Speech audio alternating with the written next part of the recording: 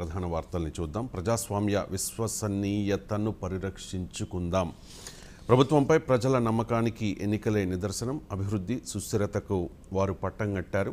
దేశవ్యాప్తంగా బుల్లెట్ రైళ్ల విస్తరణ, పకడ్బందీగా పోటీ పరీక్షల నిర్వహణ, కొత్త బడ్జెట్లో చరిత్రాత్మక నిర్ణయాలు, సంస్కరణలు వేగం అందుకుంటాయి. పార్లమెంటు ఉభయ సభల సంయుక్త సమావేశంలో రాష్ట్రపతి ముర్ము ప్రసంగానికి సంబంధించిన వార్త ఇది.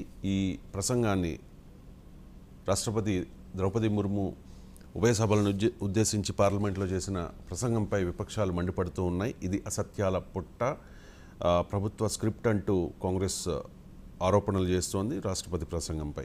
ఇక ఎమర్జెన్సీ అంశాన్ని ఈ మధ్య కాలంలో బీజేపీ నాయకులు పదే పదే లేవనెత్తుతూ ఉన్నారు. దీనిపై రాహుల్ గాంధీ అభ్యంతరం వ్యక్తం చేశారు. 50 ఏళ్ల క్రితం జరిగిన ఘటనను, ఆ విషయాన్ని ఇప్పుడు రాజకీయ అవసరాల కోసం, రాజకీయ లబ్ధి కోసం వాడుకుంటూ ఉన్నారు. సభలో అనవసరంగా ఎమర్జెన్సీ ప్రస్తావన తెస్తూ ఉన్నారు అంటూ ఆరోపణలు చేస్తూ ఉన్నారు. అది పూర్తిగా రాజకీయం. ఎమర్జెన్సీ ప్రస్తావన ఎందుకు అంటూ ప్రతిపక్ష నేతగా ప్రకటించాక స్పీకర్ ఓం బిర్లాతో భేటీ సందర్భంగా ఈ వ్యాఖ్యలు చేశారు. ఇక భారత్ హిందూ దేశం కాదని తేల్చి చెప్పిన లోక్సభ ఎన్నికలు అంటూ సంచలన వ్యాఖ్యలు చేశారు అమర్త్య సేన్. అమర్త్య సేన్ నోబెల్ బహుమతి గ్రహీత, అలాగే ప్రముఖ ఆర్థికవేత్త కూడా. భారత్ హిందూ దేశం కాదని ఇటీవల లోక్సభ ఎన్నికల ఫలితాలు నిరూపించాయి అని కామెంట్ చేశారు. ఎలాంటి విచారణ లేకుండా కటకటాల్లోకి నెట్టడం అనేది దేశంలో బ్రిటిష్ పరిపాలనా కాలం నుంచి కొనసాగుతోందని, కాంగ్రెస్ పాలనలో కంటే బీజేపీ ప్రభుత్వ హయాంలో ఇది మరింత తీవ్రంగా ఉందని అసంతృప్తి వ్యక్తం చేశారు అమర్త్య సేన్. అమర్త్య సేన్ ఈ వ్యాఖ్యలు చేయడంపై భారతీయ జనతా పార్టీ కూడా అభ్యంతరం వ్యక్తం చేస్తోంది. తటస్థ దృష్టితో చూడండి అంటూ భారతీయ జనతా పార్టీ నాయకులు అమర్త్య సేన్కు సలహాలు ఇస్తూ ఉన్నారు. ఇక కర్ణాటకలో ముదిరిన కుర్చీ కొట్లాట అనే వార్త చూస్తూ ఉన్నాం. సీఎం పదవి నుంచి వైదొలగాలని సిద్ధరామయ్యపై డీకే వర్గం ఒత్తిడి చేస్తోంది. డీకే శివకుమార్ను సీఎం చేయండి అంటూ సీఎంకు ఒక్కలిగా స్వామీజీ, చంద్రశేఖరనాథ స్వామీజీ ఈయన పేరు, ఆయన విజ్ఞప్తి చేశారు. విజ్ఞప్తి మాత్రమే కాదు, డిమాండ్ చేశారు. ప్రెజర్ కూడా తీసుకొస్తూ ఉన్నారు. డీకే సిద్ధరామయ్య సమక్షంలోనే ఈ వ్యాఖ్యలు చేశారు. దీంతో కుర్చీ కొట్లాట మరోసారి తెరపైకి వచ్చింది. ఇక పిన్నెల్లికి 14 రోజుల పాటు రిమాండ్ విధించారు. 4 గంటల పాటు వాదనల అనంతరం జడ్జి నిర్ణయం తీసుకున్నారు. భారీ బందోబస్తు మధ్య నెల్లూరు ఉప కారాగారానికి తరలించారు. ఇక పొంగనూరులో పెద్దిరెడ్డికి షాక్ తగిలిందనే వార్తను చూస్తూ ఉన్నాం. వైఎస్ఆర్ కాంగ్రెస్ పార్టీకి చెందిన మున్సిపల్ చైర్మన్తో పాటు 13 మంది కౌన్సిలర్లు ఆ పార్టీకి, వైసీపీకి రిజైన్ చేసి అక్కడ పొంగనూరు టీడీపీ ఇన్ఛార్జ్ చల్లా రామచంద్రారెడ్డి ఇంటి వద్ద ఆయన సమక్షంలో ఆ పార్టీలో జాయిన్ అయిపోయారు. పొంగనూరులో మాత్రమే కాదు, చాలా నియోజకవర్గాల్లో, చాలా జిల్లాల్లో వైఎస్ఆర్ కాంగ్రెస్ పార్టీ నాయకులు టీడీపీ వైపు చూస్తున్న పరిస్థితి. ఇక అన్నిటా వైకాపా ఆర్థిక అరాచకాలు అంటూ డిప్యూటీ సీఎం పవన్ కళ్యాణ్ అసహనాన్ని వ్యక్తం చేశారు. బ్లాక్ లిస్టులోని గుత్తేదారులకు పనులు ఇచ్చి బిల్లులు ఎలా చెల్లించారని అధికారుల్ని ప్రశ్నించారు. రహదారుల పనులు ఎందుకు చేయలేదు, సమగ్ర వివరాలతో నివేదిక ఇవ్వండి. పంచాయతీరాజ్ విభాగంపై సమీక్షలో పవన్ కళ్యాణ్ అధికారుల్ని ఆదేశించారు. ఇక జగన్కు జనం గుణపాఠం చెప్పారు అంటూ ఉన్నారు తెలంగాణ ముఖ్యమంత్రి రేవంత్ రెడ్డి. జగన్ ఓటమిపై first time Revanth Reddy react అయ్యారు. ప్రత్యర్థులపై జగన్ కక్షగట్టారు, పాలనను విస్మరించారంటూ మండిపడ్డారు. తెలుగుదేశం పార్టీని ఖతం చేయాలని ఆయన అనుకున్నారు, కానీ చివరకు తన పార్టీనే ఖతం చేసుకున్నారు. మనం చేసిన పాపాలు ఏదో నాడు మనల్ని మింగేస్తాయి. జగన్ తుడిచిపెట్టుకుపోవడమే దీనికి నిదర్శనం. ఆయన అక్రమాలతో ఆంధ్రాలో పరిశ్రమలు కుప్పకూలాయి. బాబు ఫోన్ చేస్తే జగన్ ఇంటి వద్ద నిర్మాణాలు కూల్చాము అనడం అబద్ధం అంటూ క్లారిటీ ఇచ్చారు.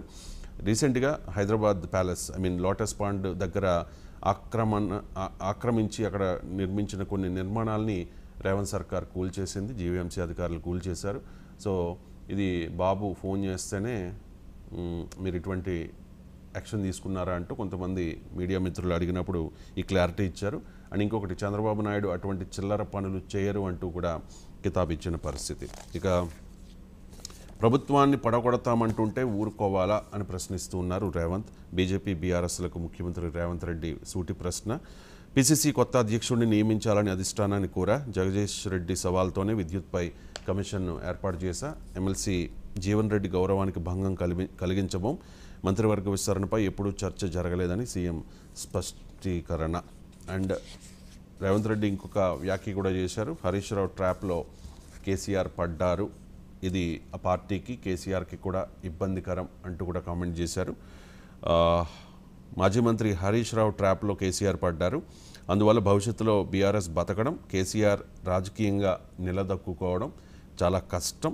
కేసీఆర్ లేకుంటే తన సొంత లైన్ తీసుకోవచ్చని హరీష్ ఎదురు చూస్తున్నారు అంటూ రేవంత్ రెడ్డి సంచలన వ్యాఖ్యలు చేశారు. ఇక కేసీఆర్ చాలా రోజుల తర్వాత మళ్ళీ యాక్టివ్ అవుతూ ఉన్నారు.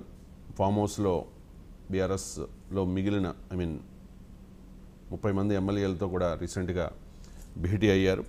అండ్ కాంగ్రెస్ పాలనలో తెలంగాణ దారి తప్పిందంటూ కూడా కామెంట్ చేశారు. కొంతమంది నాయకులు వెళ్ళిపోతే నష్టమేం లేదు, బీఆర్ఎస్ను గద్దెపై కూర్చోబెట్టే రోజు త్వరలోనే వస్తుంది అంటూ బీఆర్ఎస్ క్యాడర్లో, బీఆర్ఎస్ నాయకుల్లో, ఆ పార్టీ ఎమ్మెల్యేలు, ఎమ్మెల్సీల్లో ధైర్యం నింపే ప్రయత్నం చేస్తూ ఉన్నారు. ఇక టీపీసీసీ చీఫ్పై తుది కసరత్తు. సీఎం సహా ముఖ్య నేతలంతా ఢిల్లీలోనే. ఇవాళ స్పష్టత వచ్చే అవకాశం ఉంది. కొత్తగూడెం నుంచి హుటాహుటిన ఢిల్లీకి భట్టి విక్రమార్క, వేణుగోపాల్ నివాసంలో రాష్ట్ర కాంగ్రెస్ ముఖ్యుల సమావేశం. దీపాదాస్ మున్షితో పాటు సీఎం రేవంత్, భట్టి, ఉత్తమ్ హాజరు. మంత్రివర్గ విస్తరణ, నామినేటెడ్ పదవులపైన భర్తీపైన చర్చ. రేసులో 4 ఉన్నారు. బీసీవైపై అధిష్టానం మొగ్గు చూపే అవకాశం కనిపిస్తోంది. బీసీ కోటాలో మహేష్ గౌడ్ ఉన్నారు, ఎస్సీ కోటాలో భట్టి అండ్ సంపత్ కుమార్ ఉన్నారు. అనూహ్యంగా తెరపైకి బలరాం నాయక్ పేరు కూడా వచ్చింది. ఇక ఎమ్మెల్యేల అనర్హత పిటిషన్లపై 3 నెలల్లో తేల్చాల్సిందే. 3 ఫిరాయింపుదారులపై స్పీకర్కు ఫిర్యాదు చేసి 3 నెలలు దాటింది కాబట్టి, ఇంతవరకు నోటీసులైనా ఇవ్వలేదు కాబట్టి, గడువు దాటింది కాబట్టి కాలయాపన వద్దు, సుప్రీంకోర్టు తీర్పును అమలు చేయండి. హైకోర్టుకు బీఆర్ఎస్ నేతల నివేదన. సీనియర్ లాయర్ ఆర్యమ సుందరం వాదన. వచ్చే నెల 3వ తేదీకి విచారణ వాయిదా పడింది. ఇక చివరిగా నమస్తే తెలంగాణలో వచ్చిన వార్త ఇది. ఏసీ అంటే అసలు కాంగ్రెస్, వీసీ అంటే వలస కాంగ్రెస్. ఏసీ కాంగ్రెస్కి అంటే ఏసీ బ్యాచ్కి, వీసీ బ్యాచ్కి అంటే అసలు కాంగ్రెస్ బ్యాచ్కి, వలస కాంగ్రెస్ బ్యాచ్కి పడట్లేదు.